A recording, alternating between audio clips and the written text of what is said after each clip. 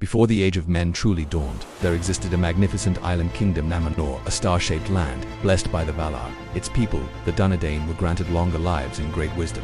They built mighty ships and explored the seas, yet pride and a longing for immortality led them astray. Sauron, the Dark Lord, corrupted their hearts and minds. He promised them eternal life, urging them to defy the Valar and sail west to the Undying Lands. This act of rebellion brought about the wrath of Elbertor, and Numenor was utterly destroyed, swallowed by the sea. But not all were lost. A remnant, known as the Faithful, had resisted Sauron's influence. Led by Elendil the Tall, a lord of Andúni, and his sons Isildur and Anarion, they escaped the drowning. They carried with them precious heirlooms, saplings of the White Tree and the Palantori, the Seeking Stones. After long and perilous voyages, their ships were scattered by storms, eventually making landfall on the shores of Middle. Elendil landed in the north, establishing the Kingdom of Arna, the North Kingdom of the Dunedain. Meanwhile, his sons Isildur and Anarion were carried further south by the winds and currents. They landed near the mouth of the great river Anduin, in the lands that would become known as Gondor. Thus, in the year 3320 of the Second Age, the Kingdom of Gondor, the South Kingdom, was founded. The name Gondor itself means Stoneland in Sindarin, reflecting the mountainous terrain and the strength of its people. Its strategic location was paramount, guarding the passes into Mordor and controlling the Great River. The first capital established by the brothers was Osgiliath. It was a city of immense beauty and power, its white marble structures reflecting the light of the sun and moon. Osgiliath served as the primary seat of power, where the two brothers ruled jointly, sharing the throne. To the west, Anarion founded Minas Annar, but this city would later be known as Minas Tirith, the iconic capital of Gondor, a beacon of hope. To the east, guarding the dark borders of Mordor, Isildur built Minas Ithil, the Tower of the Moon. This fortress stood as a vigilant sentinel against the encroaching darkness, a bulwark of light. It would tragically fall to Sauron's forces, becoming Minas Morgul, the Tower of Sorcery, from Numenor. Isildur had rescued a sapling of the White Tree, Nimlith, a symbol of life and hope. He planted this precious sapling in the court of Minas Ithil, where it flourished for many years.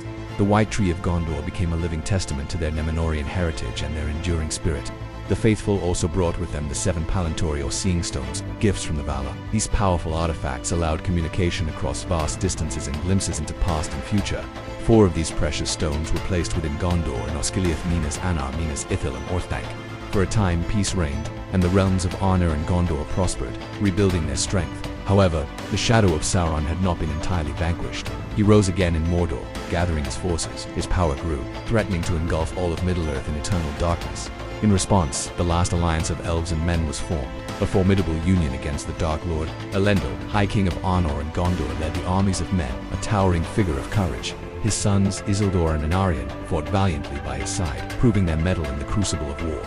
The armies marched to Mordor, laying siege to Sauron's dark fortress Barad for 7 long years. Many heroes fell, including Anarion, who perished defending Osgiliath during the siege.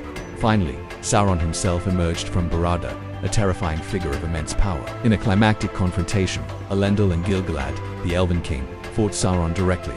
Though they defeated him, both kings perished in the struggle, a heavy price for victory. Isildur, with a shard of his father's sword, Narsil cut the One Ring from Sauron's hand. Sauron's spirit fled, and his power was broken, bringing an end to the Second Age. The War of the Last Alliance secured peace for centuries, but the cost was immense. Gondor, though scarred, stood as a testament to the resilience of the Numenorian exiles.